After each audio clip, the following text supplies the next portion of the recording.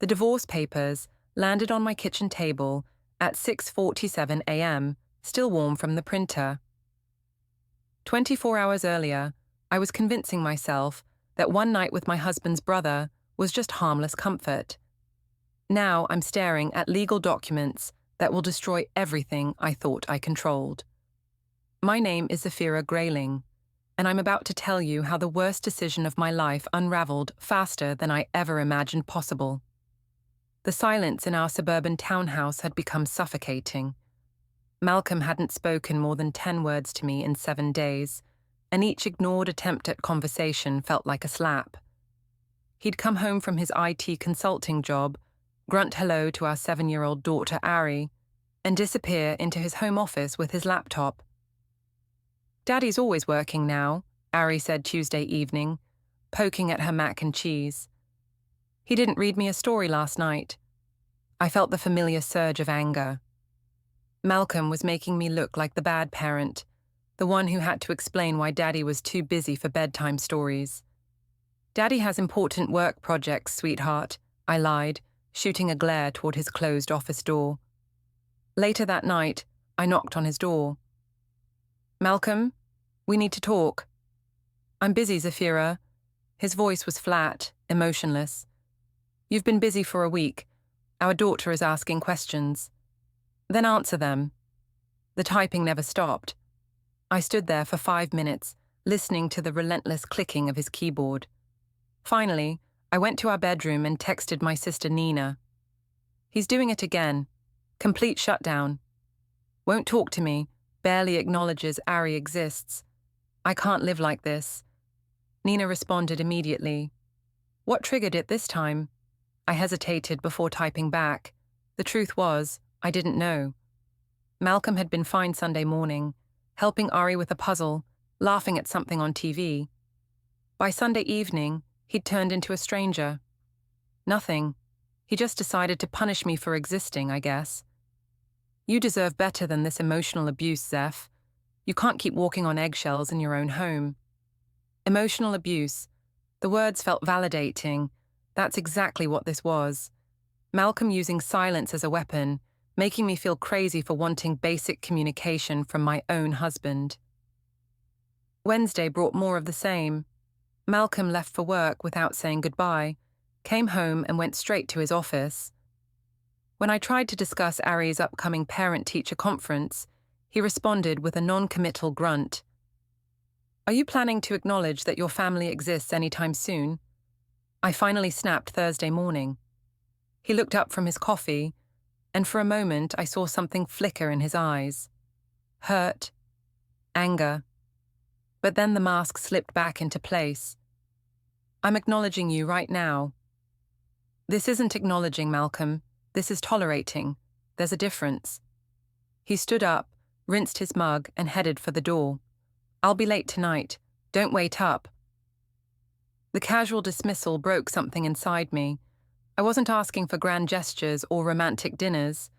I just wanted my husband to act like he gave a damn about our marriage, our daughter, our life together.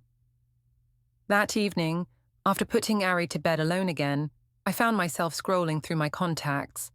My thumb hovered over Rowan's name.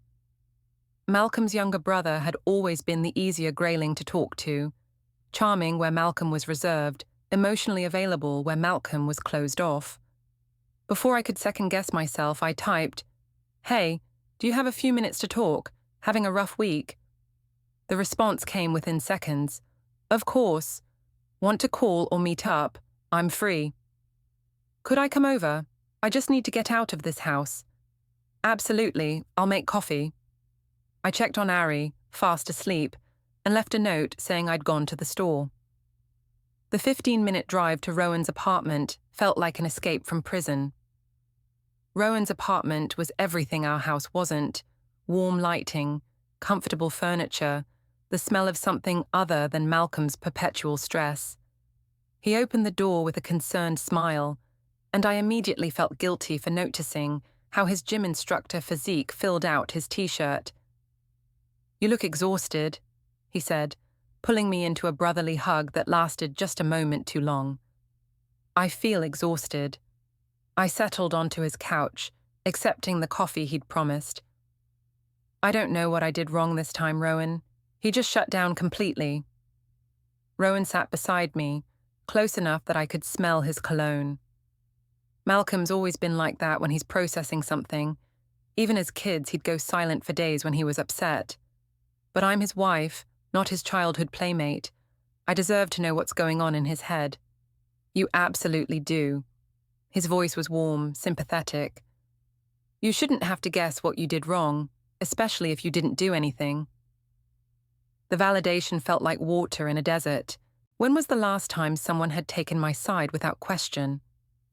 Nina thinks it's emotional abuse. Rowan's eyebrows rose. That's a strong word. Is it, though? Using silence to punish me, making me feel crazy for wanting basic communication? Making our daughter think Daddy doesn't care about her anymore? When you put it like that, he shook his head. I love my brother, but he can be incredibly selfish. He gets so wrapped up in his own head that he forgets other people have feelings too. Exactly. I leaned forward, energized by finally having someone understand. I've been walking on eggshells for 7 days, trying to figure out what I did, how to fix it, and he just sits in that office like I don't exist. You exist to me, Rowan said softly, and something in his tone made me look up. His eyes were intense, focused entirely on me, in a way Malcolm's hadn't been in months. Rowan, I'm sorry. I just hate seeing you hurt like this. You deserve so much better. The air between us shifted, becoming charged with possibility. I should have left then, should have thanked him for listening and gone home to my sleeping daughter and silent husband. Instead, I stayed frozen on his couch, drowning in the attention I'd been craving. Tell me about the good times, Rowan said, clearly trying to steer the conversation back to safer ground. It wasn't always like this, right? But I didn't want to talk about good times with Malcolm. I wanted to stay in this moment where someone was actually looking at me, listening to me, making me feel like I mattered. I can barely remember the good times, I admitted. It feels like he's been pulling away for years, like I'm just this obligation he's stuck with. Rowan's hand found mine. You're not an obligation, Zephyra. You're incredible. The touch sent electricity through me. When was the last time Malcolm had held my hand? When was the last time he'd called me incredible, or beautiful, or anything other than Zeph in that tired, dismissive tone? I should go, I whispered, but I didn't move. You don't have to. We're just talking. Just talking. That's all this was. 2 adults having a conversation, offering each other comfort during a difficult time. There was nothing wrong with that, except Rowan's thumb was tracing circles on my palm, and I was leaning closer instead of pulling away, and the rational part of my brain was being drowned out by months of loneliness and neglect. He doesn't appreciate you, Rowan murmured. If you were mine. Don't. But the word came out breathless, not firm. If you were mine, I'd never let you feel invisible. I'd never make you question your worth. His free hand touched my cheek, and I closed my eyes, letting myself imagine for just a moment what it would feel like to be wanted again, to be seen, to matter. Zephyra. My name sounded different in his voice, not tired or dismissive, but reverent. I opened my eyes and found him inches away. This is crazy. Maybe. But maybe you deserve a little crazy after what you've been going through. When he kissed me, every rational thought disappeared. This wasn't about Rowan, or even about Malcolm. This was about feeling human again, feeling desired, feeling like I existed in someone's world. Afterwards, lying in his bed while he slept, the guilt crashed over me in waves. What had I done? How had I let this happen? But underneath the guilt was something else. A fierce satisfaction. Malcolm had pushed me to this. His coldness, his silence, his complete disregard for my emotional needs had driven me into his brother's arms. If he'd just talked to me, if he'd shown me even basic affection, none of this would have happened. I slipped out of bed, got dressed quietly, and drove home through empty streets. The house was exactly as I'd left it, dark, silent, cold. Malcolm's office door was still closed, though I could see the light was off now. I crept upstairs and slipped into our bedroom. Malcolm was lying on his side, facing away from me, his breathing deep and even. For a moment, I wanted to wake him up, to tell him everything, to force him to finally react to something I'd done. Instead, I went to the bathroom and stared at myself in the mirror. I looked the same as I had a few hours ago, but everything had changed. I'd crossed a line I could never uncross. My phone buzzed. A text from Rowan. "Are you okay? I'm sorry if I pushed too hard." I stared at the message for a long time before typing back, "I'm fine. This stays between us." "Of course, but Zephyra, you deserve to be happy." I turned off the phone without responding and climbed into bed beside my husband. He didn't stir when the mattress shifted. Even in sleep, Malcolm was unreachable. Tomorrow I would figure out how to live with what I'd done. Tonight I just wanted to forget.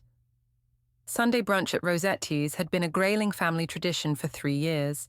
Malcolm's parents, Vivian and Bernard, would meet us there with Rowan, and we'd spend an hour pretending to be a functional family while Ari coloured on her kids' menu. This Sunday felt different. Malcolm had barely spoken to me since Thursday night, but his silence had taken on a new quality. Less wounded, more watchful. I caught him looking at me strangely several times, as if he was trying to solve a puzzle. "You're being paranoid," I told myself while getting ready. "He doesn't know anything." But my hands shook as I applied lipstick, and I changed clothes twice before settling on a conservative blue dress that screamed, "devoted wife and mother." Rowan was already seated when we arrived, and my stomach clenched when he smiled at me. It was the same friendly smile he'd always given me, but now it felt loaded with secrets. "You look nice, Zephyra," he said as I slid into the booth across from him. "Thank you." I kept my voice carefully neutral, but I felt Malcolm's eyes on me. Vivian arrived 10 minutes later, followed by Bernard. Malcolm's mother had always been formal with me, not unfriendly, exactly, but never warm. Today she seemed particularly reserved, barely glancing in my direction as she ordered her usual eggs Benedict. "So, Malcolm," she said, "how's the Morrison project coming along?" "Wrapping up this week," Malcolm replied. It was the most he'd said all morning. "Good. You've been working such long hours lately. I hope you're not neglecting your family." The comment felt pointed and I bristled. "Malcolm's been very dedicated to his work," I said sweetly. "Sometimes I feel like I'm married to his laptop." I'd meant it as a light-hearted joke, the kind of gentle teasing that couples do in public.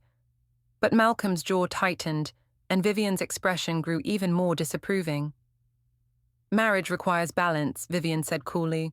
"Both partners need to prioritize the relationship." "I completely agree," I replied, meeting her gaze. "Communication is so important.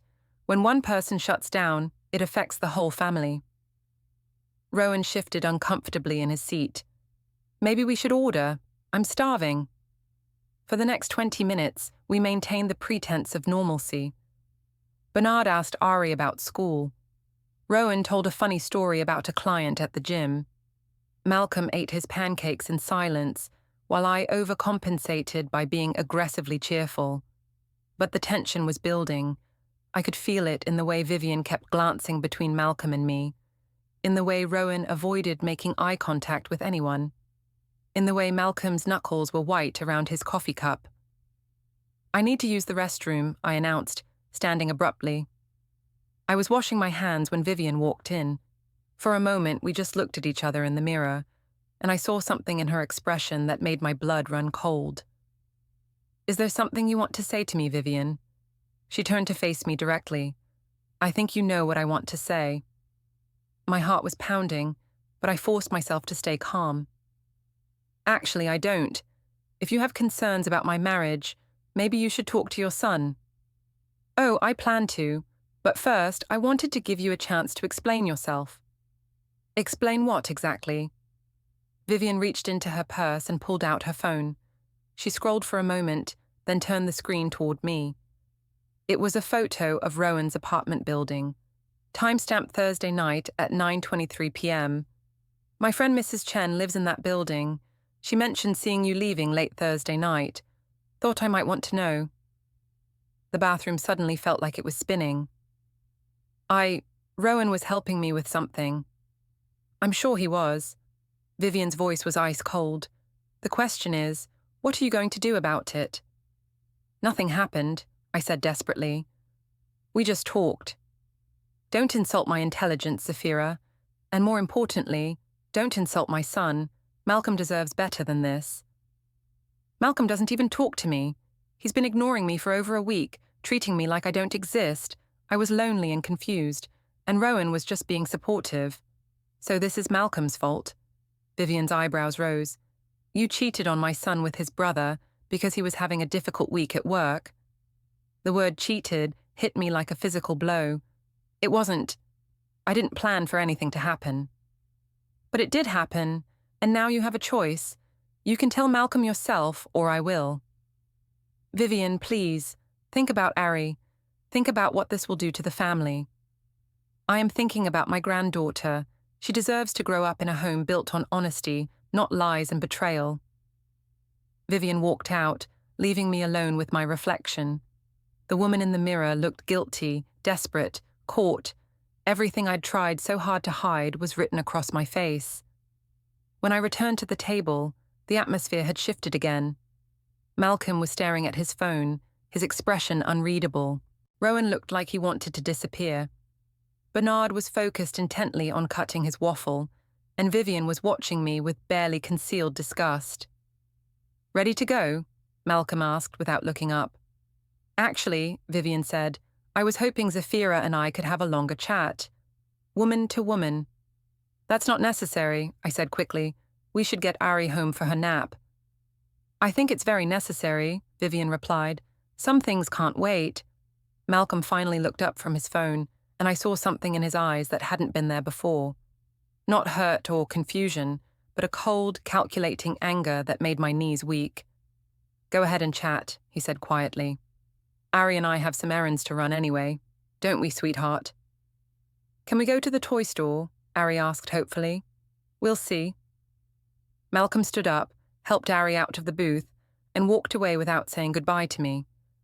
I watched my husband and daughter leave the restaurant, and I knew with absolute certainty that my world was about to collapse. Monday morning at the office felt like walking into a minefield. I work as a mid-level administrator at Hartwell and Associates, a small accounting firm where everyone knows everyone else's business. Usually, I enjoyed the casual atmosphere and friendly gossip. Today, the whispered conversations that stopped when I walked by made my skin crawl. Morning, Zephyra, called Janet from reception, but her smile seemed forced. Morning, I replied, hurrying toward my cubicle. I'd barely sat down when my phone buzzed with a text from an unknown number. Interesting weekend. Hope it was worth it. My hand started shaking. I deleted the message immediately, but another one came through 5 minutes later. Malcolm deserves to know what kind of wife he has. Then another. Rowan's apartment has thin walls. Just saying. I turned off my phone and tried to focus on work, but concentration was impossible. Every time someone walked past my desk, I was sure they were staring. Every hushed conversation felt like it was about me. At lunch, I called Nina from my car. Someone knows, I said without preamble. Knows what? But her voice was careful, guarded. About Thursday night, I'm getting anonymous texts. Vivian cornered me at brunch yesterday. Malcolm's acting strange. Everything's falling apart. Okay, take a deep breath. What exactly did Vivian say? I told her about the photo, the bathroom confrontation, Malcolm's cold behavior. Nina listened without interrupting, but I could hear her disapproval growing. Zeph, you need to get ahead of this. If people are already talking, you need to control the narrative. How do I do that? Tell your side first. You were lonely. Malcolm was being emotionally abusive. You made a mistake, but you're committed to fixing your marriage. Make yourself the victim, not the villain. It was good advice, but it felt too late. The damage was already spreading like wildfire, through our small community. That evening, I tried to talk to Malcolm again. He was in his office as usual, but when I knocked, he actually looked up. "We need to discuss what happened at brunch," I said. "Do we?" His voice was eerily calm. "Your mother has some crazy idea that something inappropriate happened with Rowan. I need you to know that's not true." Malcolm leaned back in his chair, studying me. "What did happen with Rowan?" "Nothing. We talked. I was upset about us, about how distant you've been, and I needed someone to listen." "And that's all?" I met his eyes, forcing myself not to look away. "That's all." He nodded slowly. "Okay. Okay? I believe you." But something in his tone suggested the opposite. "Malcolm, I love you. I love our family. Whatever problems we're having, we can work through them. But I need you to actually communicate with me." "You're right," he said. "Communication is important. In fact, I've been thinking we should have a family meeting, clear the air, address everyone's concerns." A family meeting sounded ominous, but I nodded. "That's a good idea. I'll set something up for this weekend. My parents, Rowan, maybe Nina if she wants to come." The thought of facing everyone together made my stomach churn, but I forced a smile. "Whatever you think is best." That night, I lay awake staring at the ceiling while Malcolm slept beside me, or pretended to sleep. His breathing didn't have the deep, even rhythm I'd grown accustomed to over 8 years of marriage. My phone, which I'd turned back on before bed, buzzed with another anonymous message. "TikTok, Zephyra, time's running out." I deleted it and turned the phone face down, but sleep wouldn't come. Instead, I found myself crafting explanations, justifications, ways to minimize what had happened. It was one night, one mistake. Malcolm had driven me to it with his coldness and neglect. I was the real victim here. But even as I rehearsed these arguments, a small voice in the back of my mind whispered the truth. I had betrayed my husband with his own brother. No amount of justification could change that fundamental fact. The next morning brought more anonymous messages, more suspicious looks at work, more of Malcolm's unsettling calm. He made breakfast for Ari, kissed her goodbye, and left for work without acknowledging my existence. But as he walked out the door, he paused and looked back at me. "Oh, I forgot to mention. I moved our family meeting up to tonight. Everyone's coming over at 7. The door closed behind him before I could respond, leaving me alone with the terrible certainty that my time had run out. By 6:30 p.m., I was a nervous wreck. I'd changed clothes 3 times, cleaned the house twice, and rehearsed my explanation until it sounded believable even to me. Malcolm had been gone all day, unusual for a Tuesday, and hadn't answered any of my calls or texts. Nina arrived first, looking uncomfortable. "Are you sure you want me here for this?" "I need the support," I said, gripping her hand. "Promise me you'll back me up." She hesitated. "Zeph, maybe it's time to just tell the truth." "I am telling the truth. Nothing really happened. It was just a moment of weakness, and now everyone's blowing it out of proportion." The doorbell rang before Nina could respond. Vivian and Bernard stood on my doorstep, their expressions grim.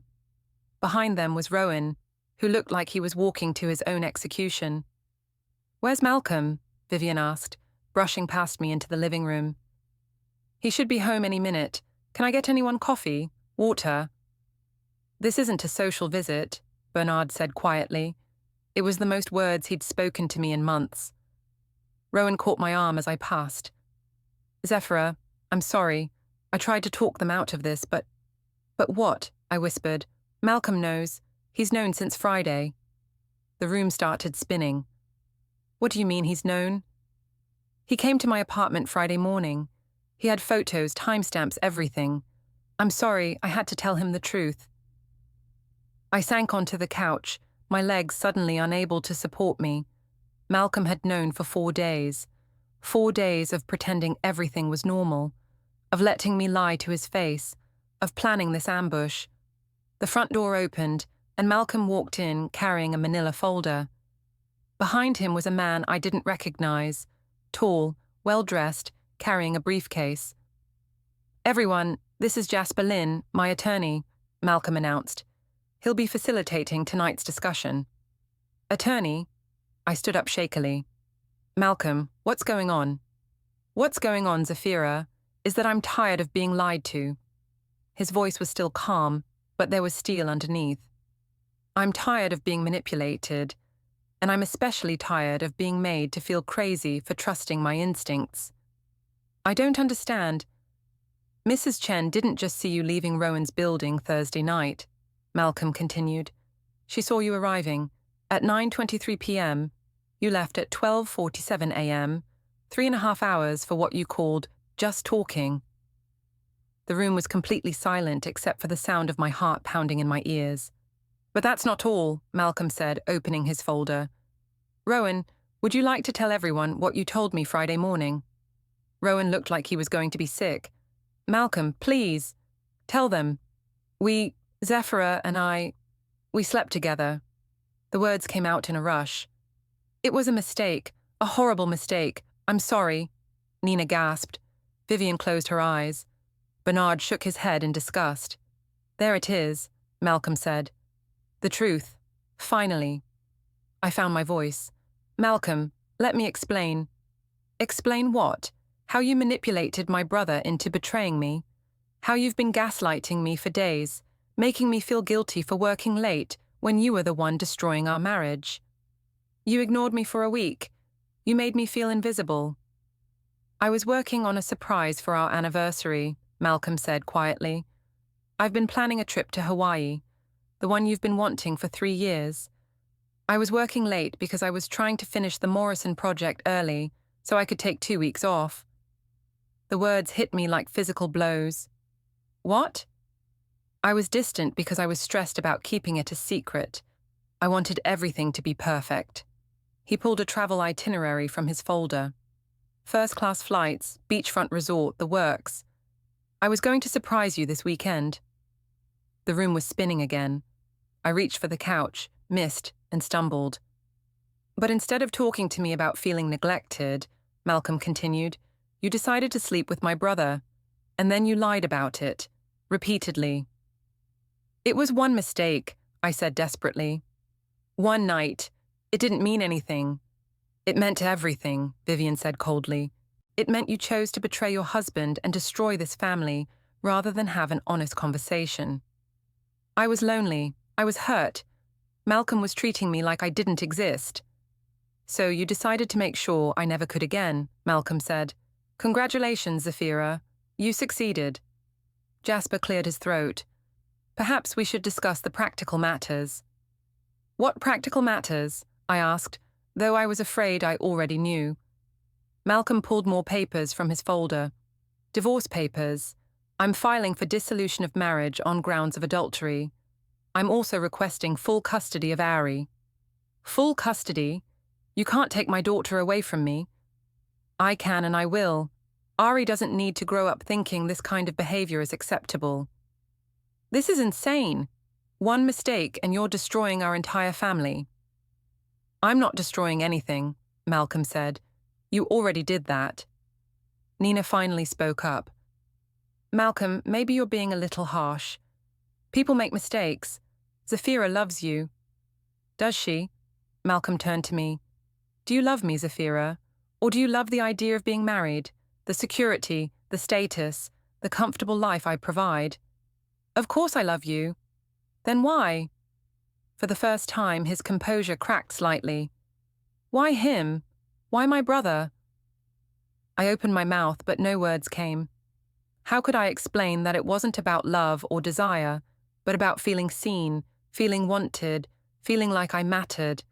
How could I make him understand that I'd been drowning in loneliness, and Rowan had thrown me a lifeline? "Because he was there," I finally whispered. "Because he listened to me. I would have listened if you'd tried talking to me instead of running to him."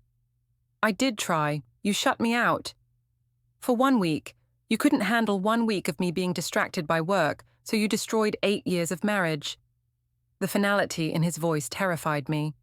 "Malcolm, please. We can fix this. We can go to counseling, work through it. There's nothing to work through. You made your choice Thursday night. Jasper spoke again. The papers will be filed tomorrow morning. Mrs. Grayling, you'll want to retain your own attorney.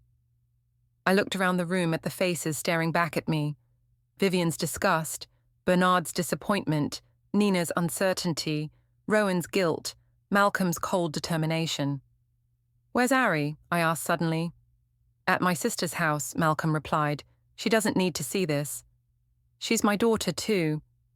And she'll remain your daughter, but she deserves better than this chaos. I stood up, swaying slightly. I need some air. Take all the air you need, Vivian said. But don't come back here expecting forgiveness. I stumbled toward the door, but Malcolm's voice stopped me. Zephyra.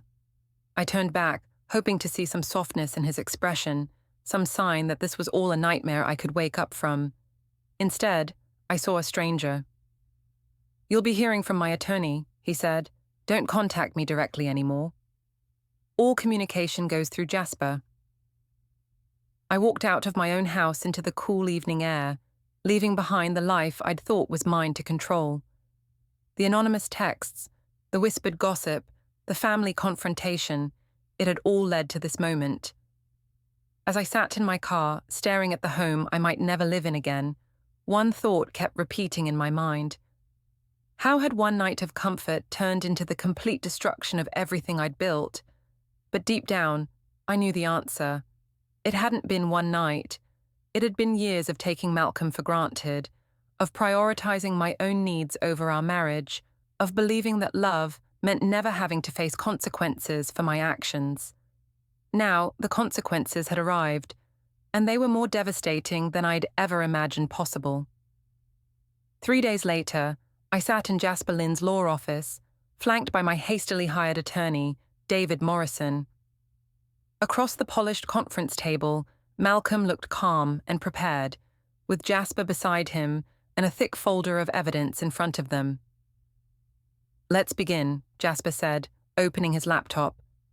Mr. Grayling is seeking dissolution of marriage on grounds of adultery, with full custody of the minor child and division of assets according to the prenuptial agreement. Prenuptial agreement? My attorney looked confused. I wasn't aware there was a prenup. I felt the blood drain from my face. There isn't one. Jasper slid a document across the table. Signed August 15th, 2015, 3 weeks before your wedding. Mrs. Grayling, is this your signature? I stared at the papers, my mind reeling. I remembered Malcolm asking me to sign some insurance paperwork right before our wedding, saying it was required by his employer. I'd been so busy with wedding preparations that I'd barely glanced at it. You tricked me into signing this, I whispered.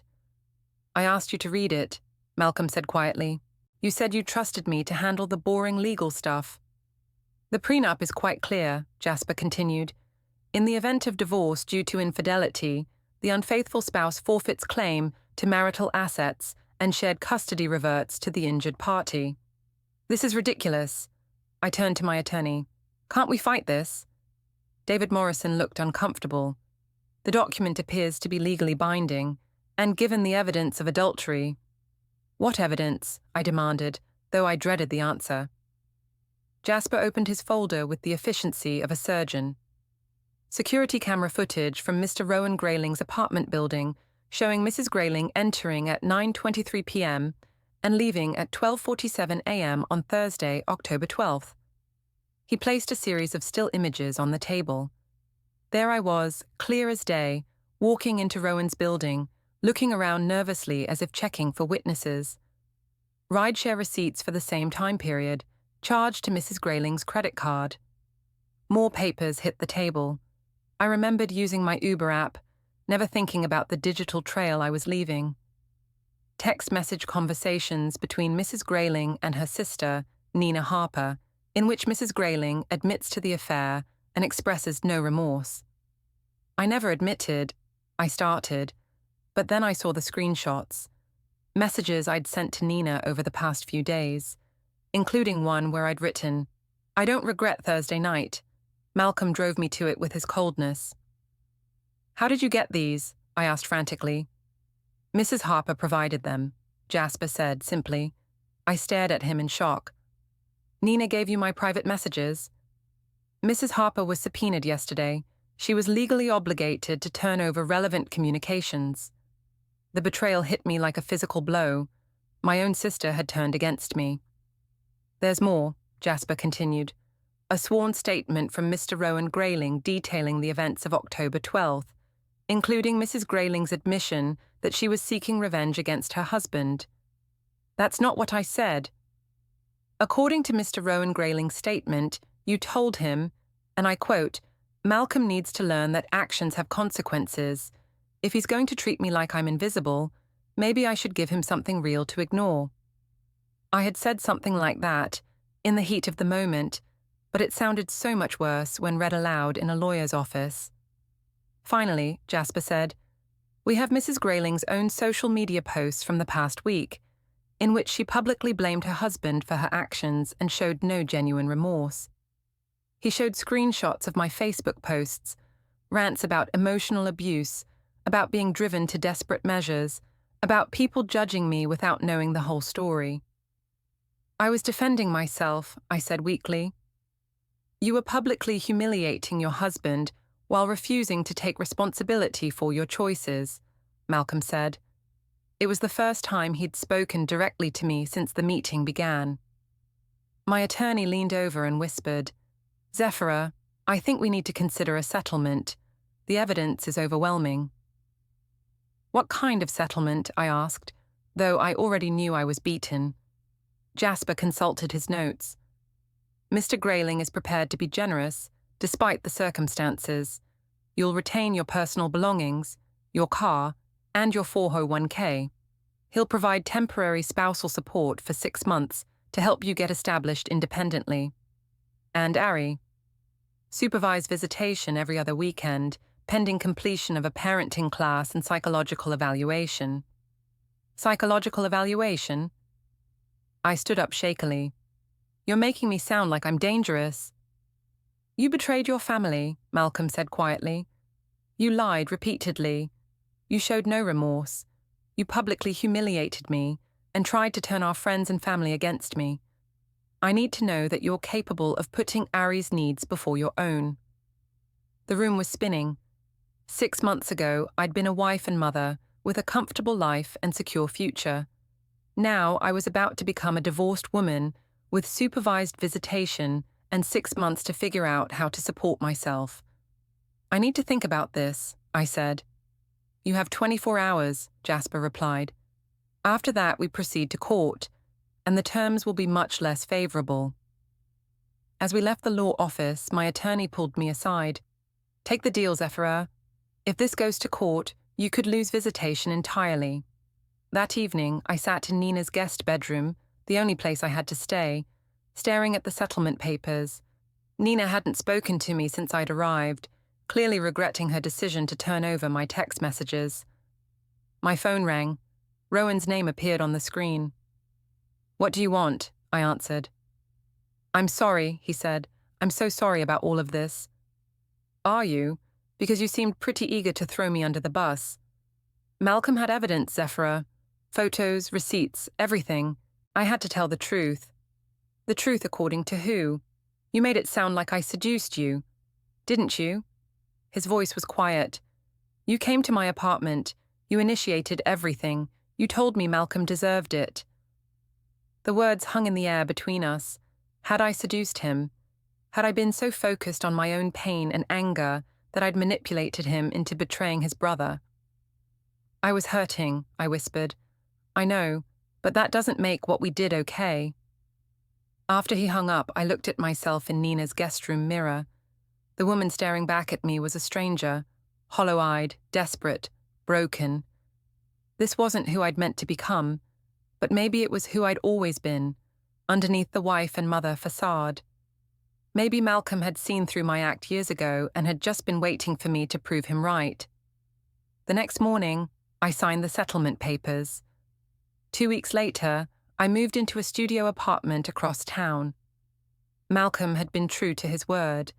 He'd left my personal belongings neatly packed in boxes, along with the keys to my car and a check for the first month of spousal support. There was also a note, written in his careful handwriting.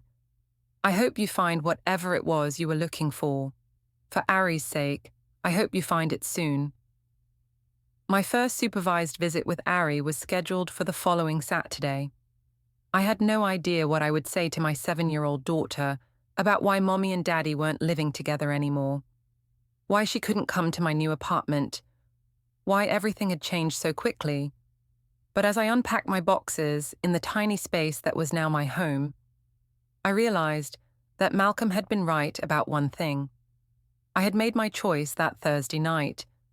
I'd chosen immediate gratification over long-term happiness, attention over commitment, revenge over communication.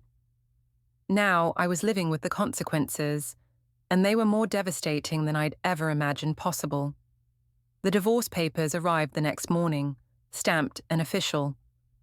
8 years of marriage, reduced to legal documents and custody arrangements. I'd gotten exactly what I'd asked for that night at Rowan's apartment. Malcolm's attention, his reaction, proof that I still mattered to him. I just hadn't realized that sometimes getting what you want is the worst thing that can happen to you.